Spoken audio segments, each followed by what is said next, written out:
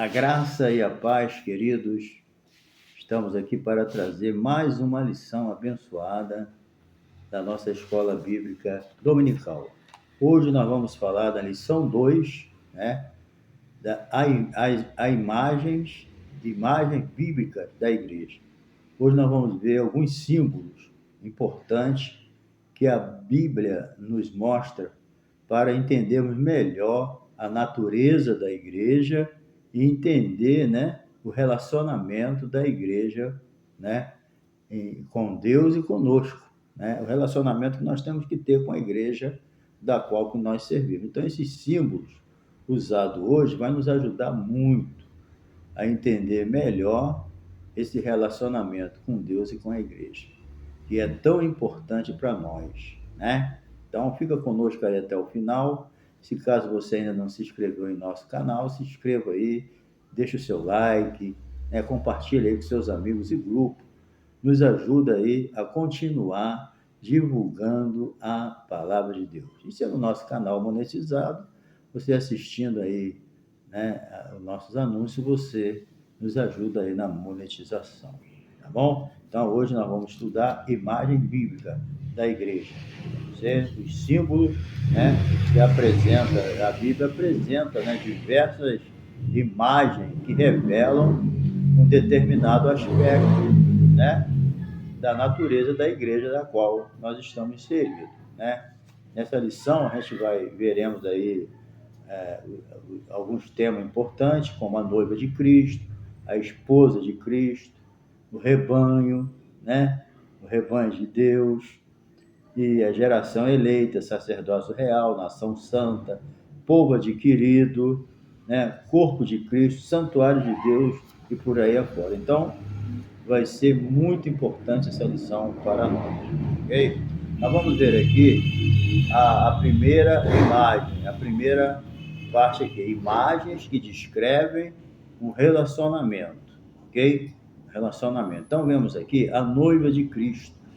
A Bíblia, ela é chamada na igreja como a noiva de Cristo, uma igreja pura, né? Então, nós vemos aqui em 2 Coríntios, capítulo 11, que retrata bem essa situação aqui. Capítulo 11, versículo 2, o apóstolo diz assim: porque estou zeloso, né, de vós com zelo de Deus. Zeloso de vós com zelo de Deus, porque vos tenho preparado para vos apresentar como uma virgem pura a um marido, a saber, a Cristo. Então, aqui a Bíblia, ela é retratada como uma virgem que está sendo preparada para o seu marido. É o noivado aqui, né? A noiva de Cristo, como uma virgem pura. Então, a gente vê aqui que esse símbolo usado como uma virgem é uma figura da igreja como noiva, trazendo a ideia de quê? De castidade, né? De pureza e de fidelidade, né? Ela está sendo preparada, a noiva é alguém que está sendo preparada para o casal e ela se mantém pura para no dia do casamento diante do seu marido, né? Então, hoje nós somos noiva de Cristo, certo? Mas nós vamos ver agora, né, que a noiva traz essa ideia, né, de pureza, castidade e fidelidade, sendo preparada, que nem diz aqui, preparada uma virgem pura para se apresentar a um marido, a saber, Cristo. É um símbolo muito importante, né? E nós vemos aqui também outro símbolo, a esposa de Cristo, né? Essa esposa de Cristo, né, mostra aqui já um relacionamento consumado, depois do momento que ela se torna esposa, né? E esse relacionamento como esposa, né, tem que ser o quê? Um relacionamento fervoroso, né? Fervoroso, ok? É lógico que não é um relacionamento frio, né? Por que é fervoroso? Porque é fundamentado no amor, né? A Bíblia diz que Cristo amou a igreja. Então, num relacionamento onde existe amor, não é um relacionamento frio, indiferente, né? Então, isso mostra o tipo de relacionamento que nós temos que ter com Cristo, né? Um relacionamento fervoroso, um relacionamento animado, né? Por quê? Porque está fundamentado no amor. Nós sabemos que somos amados, né? Pela pessoa do Senhor Jesus. Nós somos amados por Ele, né? Então, essa imagem de relacionamento amoroso entre Cristo e a sua igreja deve ser o parâmetro para o relacionamento de todos os casais cristãos, né? É um exemplo disso. Inclusive aqui em Efésios, né? Capítulo de número 5, verso 26, né? Que diz assim: Vós, marido, amai vossa mulher, como também Cristo amou a igreja, e a si mesmo se entregou por ela, né? E diz assim, para santificar, purificando com a lavagem de água pela palavra. Então, aqui está bem claro, né? Então, esse deve ser o parâmetro dos maridos, dos casais. Por quê? Está bem claro aqui, né? Vós, marido, amai a vossa mulher, como também Cristo amou a igreja. Entendeu? Então, a gente deve pensar bem nisso, né? Porque alguém pode falar assim, mas é muito difícil uma mulher nos dias de hoje ser submissa ao marido. Eu acho que mais difícil é o homem amar a mulher igual Cristo amou a igreja a ponto de morrer por ela. Mas não deixa de ser exemplo para nós, né?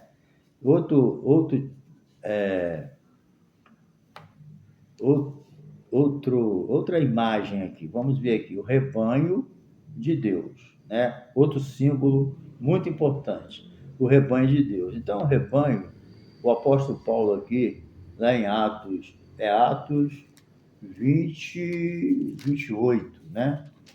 Eu quero ler aqui para vocês, para ficar bem claro, 28. O apóstolo Paulo aqui na sua despedida ali da igreja de Éfeso, né? Ele manda reunir todo mundo e diz, olhai por vós, falando por líderes da igreja, né? Olhai por vós e por todo o rebanho, sobre que o Espírito Santo o constituiu bispo, certo? Bispo para apacentardes a igreja de Deus que ele resgatou com seu próprio sangue. Então, a Bíblia chama aqui, olhai por todo o rebanho, certo? Sobre o que o Espírito Santo constituiu os bispos, né? Os líderes, né? Que Deus comprou com seu próprio sangue, né? Através de Jesus. Então, você vê que a responsabilidade é muito grande porque o rebanho foi comprado com o próprio sangue de Jesus. Ok? Então, Paulo deixa claro que esse rebanho custou um alto preço, né? Tendo em mente que essa imagem de rebanho, o apóstolo Pedro também põe isso em evidência, né? Ele traz aqui no capítulo 5, verso 2 e 3, o apóstolo Paulo aqui, ele fala da forma como que esse rebanho comprado com o sangue de Cristo, ele deve ser ensinado, né? E cuidado, olha o que ele diz aqui, sobre o rebanho, né? Aos pastores que cuidam do rebanho. Apacentai o rebanho de Deus que está entre vós, né? Apacentar é cuidar da ovelha, limpar a ovelha, alimentar a ovelha, dar água à ovelha, arrumar um lugar de descanso para ela, ter uma pastagem boa, né? O pastor ele sai procurando, né? Um lugar para levar as ovelhas para pastar. Depois de alimentada, cuidada durante todo o dia, leva para o aprisco, né? Então, o cuidado é muito grande. Então, é um símbolo muito importante, né? Que mostra o relacionamento que deve se ter com Deus, né? Veja bem, apacentai o rebanho de Deus que está entre vós, certo? Tendo cuidado dele, mas não por força, mas voluntariamente, certo? Nem por torpe ganância, mas de ânimo pronto. Nem como tendo domínio sobre a herança, não como um ditador, né? Porque a herança é de Deus, todos nós que somos pastores, nós temos que ter essa noção de que o rebanho, nós temos que ter zelo por ele, mas o rebanho não é nosso. Muitos pastores enchem o peito e dizem, minhas ovelhas. Não, minhas ovelhas não, ovelha de Jesus. Eu sou mordomo para cuidar das ovelhas de Jesus. Então, esse é o meu povo, é minhas ovelhas, cheio de vaidade, né? Minhas ovelhas, não, não é suas ovelhas, não, é ovelha de Jesus, certo?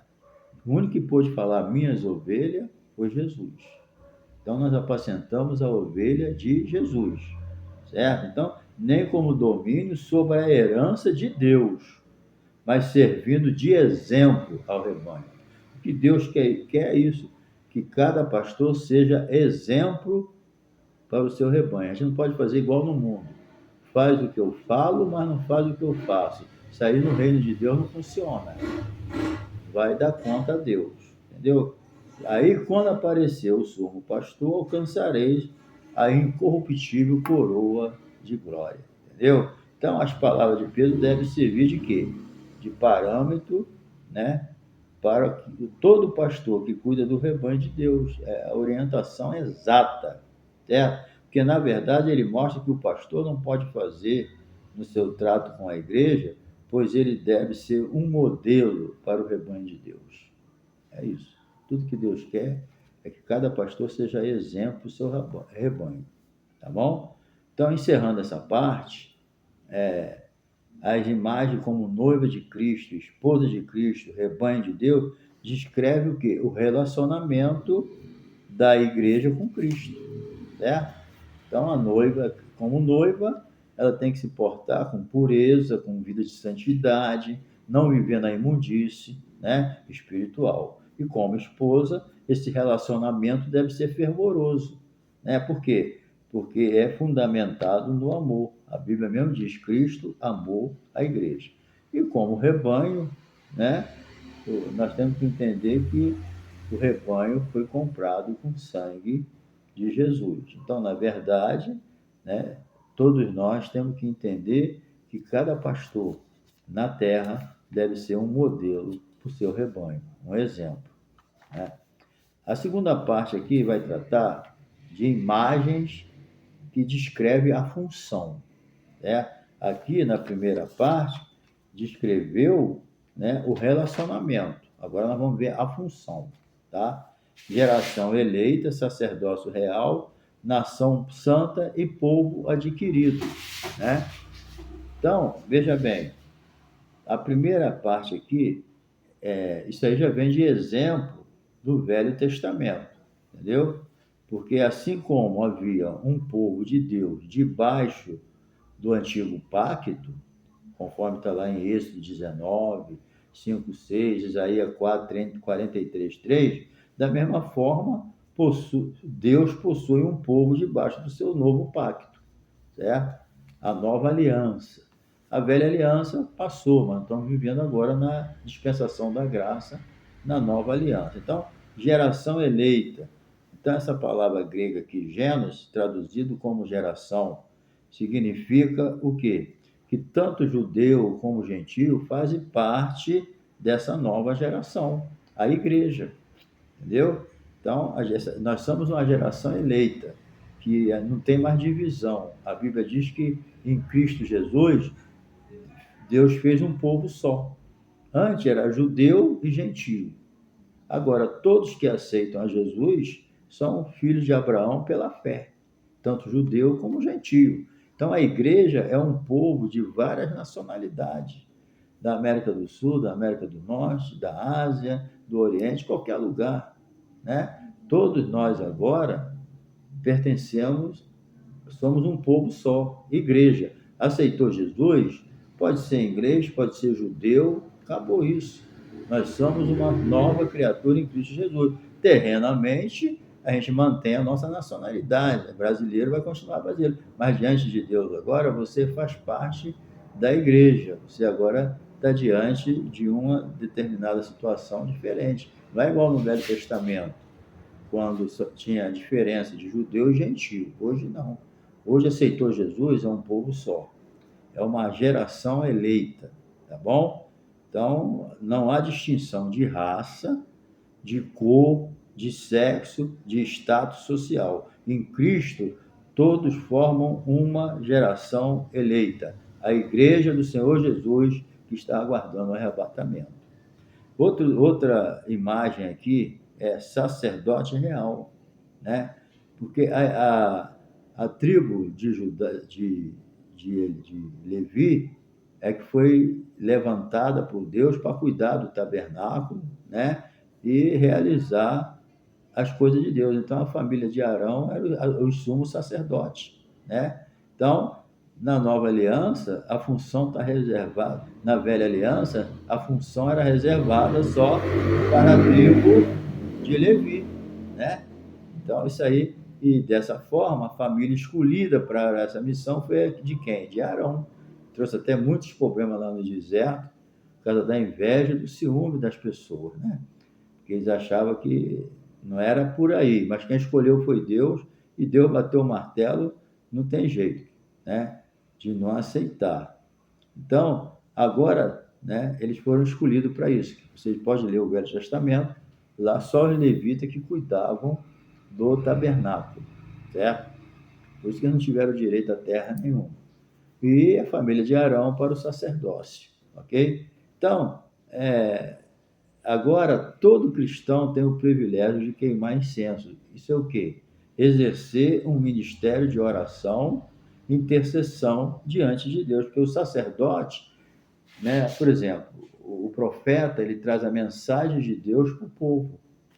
O sacerdote, ele leva os problemas das pessoas para Deus, através da oração e da intercessão. Há uma diferença entre o profeta e sacerdote na função.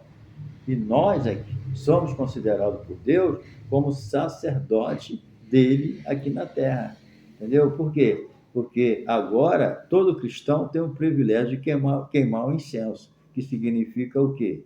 Exercer o ministério de oração e intercessão diante de Deus. Então a igreja está na terra, ela tem que orar. Entendeu? Ela tem que orar, interceder pelas pessoas, orar um pelos outros. Então, o sacerdote nosso hoje é considerado real, porque nós temos um rei que reina na nossa vida, que é o Senhor Jesus. Também nação santa e um povo adquirido, né? Porque eu vou até ler aqui para vocês, né, que fica bem melhor.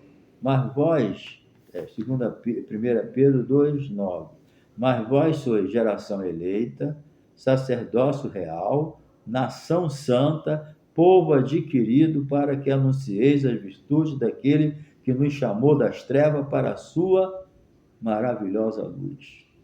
Então, nós somos um povo adquirido por Deus. Nós somos tudo isso, mas com uma função, né? Que é Deus para anunciar a virtude daqueles que nos chamou das trevas para a sua maravilhosa luz. Então, nós estamos na terra também para pregar o Evangelho, para mostrar as virtudes de Jesus, que morreu pelos nossos pecados. Entendeu? Então, ambos temos adjetivados mostrando, né, que a nação e esse povo eram e representavam, deveriam ser. Não era uma nação ou um povo qualquer. Então, nós somos uma nação santa, separada do pecado, separada do mundo. Estamos no mundo, mas não somos no mundo. Então, nós não somos uma geração imunda, uma geração indiferente para com as coisas santas de Deus. Porque nós somos santos, nós fomos santificados por Deus e devemos valorizar essa vida de santidade, vinda de Deus, e crescer nela, né? Então a gente precisa entender, era uma nação santa, um povo adquirido por Deus. Então essa é uma figura muito forte para retratar uma igreja que é o quê? Inteiramente consagrada para Deus. Quando algo é santo, né, a santidade tem os seus aspectos, né? Santidade significa o quê? Que nós fomos, né, separados por Deus para uma função. Fomos santificados por Deus para cumprir os seus propósitos. Então, se você não está cumprindo o propósito de Deus, a sua santidade tem algum problema. Porque a santidade significa que você foi separado por Deus para cumprir os propósitos dele.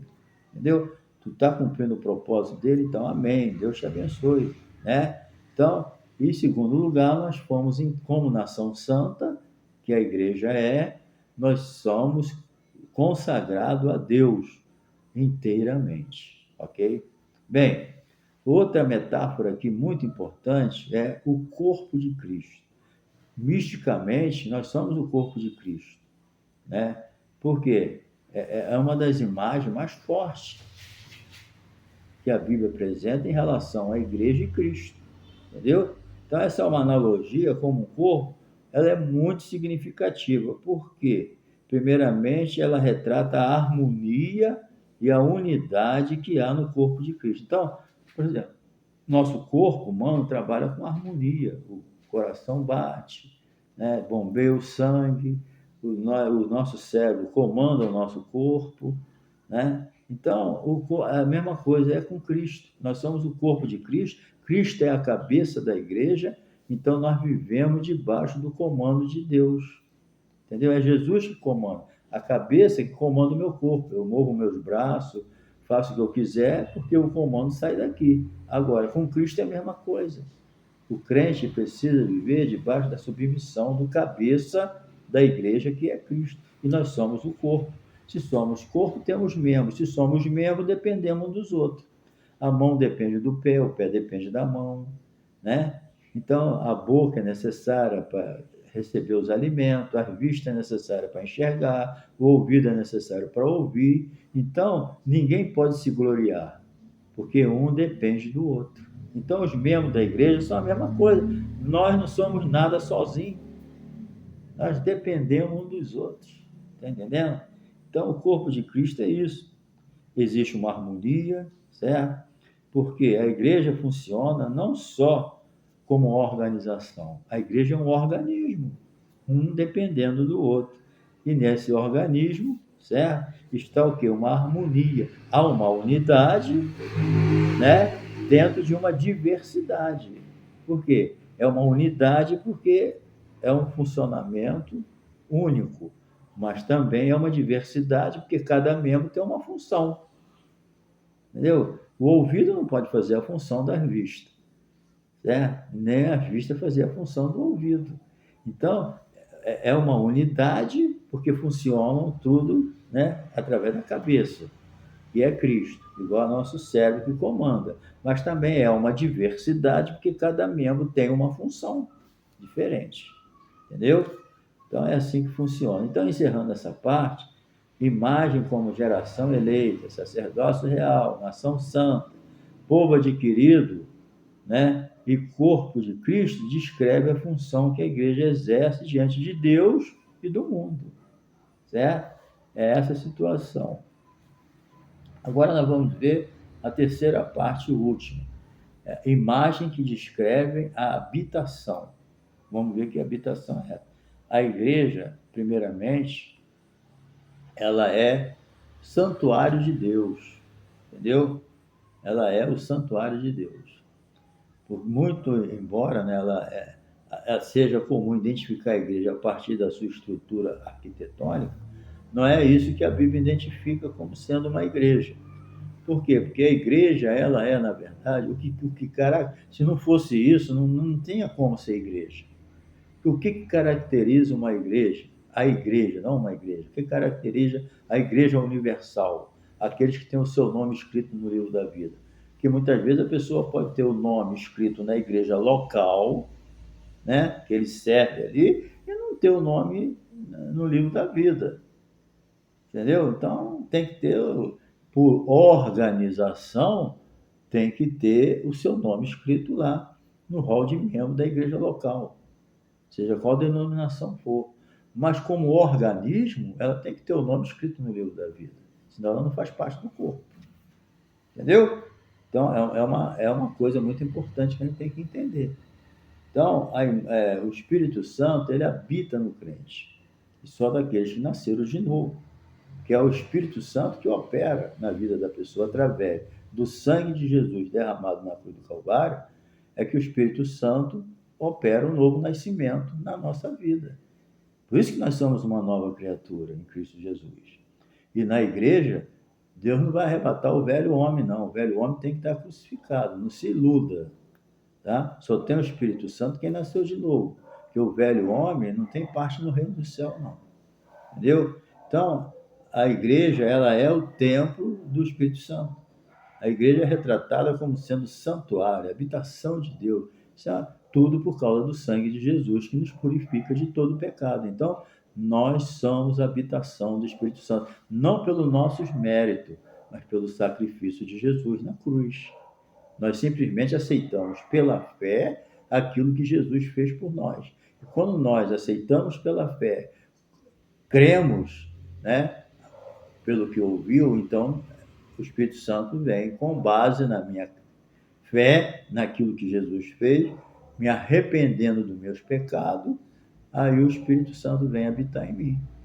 Entendeu? Alguém pode falar como o Espírito Santo vai habitar no corpo de uma pessoa pecaminosa como é? Porque o sangue de Jesus nos purifica de todo pecado. Então a igreja, nesse aspecto, o apóstolo alerta, né, que o perigo que é em profanar o santuário. Se o nosso corpo é o templo do Espírito Santo, por a gente pertencer à igreja, então nós temos que ter cuidado com o nosso corpo e não, né, profaná-lo. Porque o que mais acontece, as pessoas perdem a bênção porque profanam o templo do Espírito Santo, que é o nosso corpo. Entendeu? Então, profanou, já era. Entendeu? Então, a gente tem que tomar cuidado, certo? Então, existe, de um modo geral, a igreja é o santuário de Deus, aqui em 3,17 de Coríntios, né? Mas, por outro lado, individualmente também, nós somos o templo do Espírito Santo. Não só coletivamente, como está em 1 Coríntios 3,17, mas individualmente, cada um de nós somos o templo do Espírito Santo, conforme está em 1 Coríntios, capítulo 6, versos 19 e 20. Lê lá, tá bom? A casa de Deus também descreve, né? Porque, voltando aqui, é o Espírito Santo que equipa o corpo de Cristo. Né? Ele habita no corpo de Cristo, né? E é isso que é importante. Ele habita em nós e equipa a gente para fazer a vontade de Deus. Nós somos revestidos pelo Espírito Santo. Número 2 aqui, né? A imagem que descreve a habitação, casa de Deus. Então, no tempo do Velho Testamento, a casa de Deus, né, era o tabernáculo. Não que Deus habitasse ali, mas era um símbolo.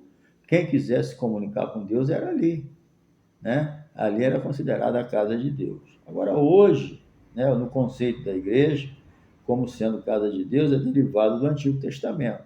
Né? Então, a igreja é retratada como a casa de Deus ou família de Deus. Então, hoje, a gente fala, não, a igreja é a casa de Deus? É, num certo sentido, porque a gente se reúne lá. É um templo da qual a gente se reúne lá, mas não é as paredes que é a casa de Deus. A casa de Deus é o crente. É no cristão que Deus habita, certo? No Novo Testamento, pode ler lá, conforme eu leio aqui, 1 Coríntios, capítulo 6, versos 19 e 20, que Deus habita. E 1 Coríntios 3,17, Deus habita na igreja. Então, a igreja hoje é a casa de Deus. No Velho Testamento era o tabernáculo. Hoje, nós somos o tabernáculo de Deus. Entendeu? Por causa do sangue de Jesus. Certo? Então, esse conceito vem do Velho Testamento, de casa de Deus. Então, a nação de Israel, ela floresceu a partir da família de Jacó, certo? Como instituição social, claro. Agora, na base da sociedade, essa família, né? Uma igreja forte é formada por famílias fortes. Por isso que o diabo ataca a família. Porque se ele conseguir atrapalhar a vida da família, ele atrapalha a vida da igreja. Uma igreja com famílias fortes, ela é uma igreja forte. Uma igreja com famílias fracas, desanimada, é uma igreja local desanimada também. A igreja universal, que são todos os crentes do mundo todo, que tem o seu nome lá escrito no livro da vida, né? É diferente. Agora, cada igreja local, ela tem o seu grupo, né? Tem a Assembleia de Deus, tem Batista, tem várias denominações, né? Mas tem as igrejas locais em cada bairro. E se naquela família ali, naquela casa, naquela igreja local ali, as famílias estão devagar, fracassadas, a igreja também vai ser assim. Está entendendo? Então é isso que a gente precisa entender. Família fraca torna a igreja fraca, família forte, forte quer dizer em comunhão mesmo, firme com Deus. Entendeu? E para encerrar, aqui a recomendação de Paulo em 1 Timóteo revela que a igreja se orienta pelo um padrão moral, né, que deve nortear o comportamento da sociedade. É claro que nós, como crentes, devemos ser diferentes, ser um norte para a sociedade. Nosso comportamento ele tem que mostrar diferença para a sociedade que a gente vive, a sociedade ímpia. Eles têm que ver diferença na gente. Se eu engano, se eu sou mentiroso, se eu trato e não cumpro, né? Se eu sou fraudulento, eles vão olhar e não verão diferença. Né? E quem vai ter o brilho do Espírito vivendo no engano? Um falso crente. Né? Então, a gente tem que entender que a sociedade ímpia ela precisa de uma referência para poder aceitar Jesus. Porque nós sabemos que nós lemos a Bíblia. Essa Bíblia aqui, quem lê somos nós. Mas o ímpio vai ler a nossa vida. A Bíblia do ímpio, a vida do não crente, é a minha vida. Se ele vê diferença em mim, ele aceita Jesus. Mas se ele não vê, não. Ele não vai pegar a Bíblia para ler, ele vai ler a minha vida. Entendeu? Quem lê a Bíblia sou eu, e ele lê a minha vida. Então, há um compromisso muito sério no nosso comportamento para com a sociedade pela qual nós vivemos. Entendeu? Então, o privilégio de ser igreja. À luz do que estudamos nessa lição, podemos fazer o quê? Primeiro, a Igreja de Cristo é uma instituição formada por salvos que se relacionam com Deus e por isso fazem parte do seu rebanho. Então, a igreja, ela se relaciona. E o que abre o caminho é o sangue de Jesus. E o Espírito Santo nos ajuda a isso. Sem a ajuda do Espírito Santo, ninguém consegue nada. Certo? Nem adianta. Sem o Espírito Santo, já era. Nós vamos ser meros religiosos, cumprindo rituais, certo? Sem nenhuma comunhão com Deus, não sentindo a sua alegria, a sua orientação, a sua direção, nem o seu poder, nem a sua presença. Segundo, a Igreja de Cristo é uma instituição formada de salvo que exerce a função sacerdotal diante do mundo. Certo? Como? A oração, a intercessão, certo? Faz parte da vida sacerdotal da igreja aqui na Terra. Né? A oração, o jejum, mensagem, pregação, tudo isso faz parte da nossa vida sacerdotal. E, finalmente, a Igreja de Cristo é uma instituição em que Deus habita e vive. Isso é o mais importante. Deus vive conosco. Conforme diz no Velho Testamento, eu andarei no meio de vocês. Então, Deus vive no meio da igreja. Deus não habita aonde o sangue de Jesus não entrou, o Espírito Santo não entra.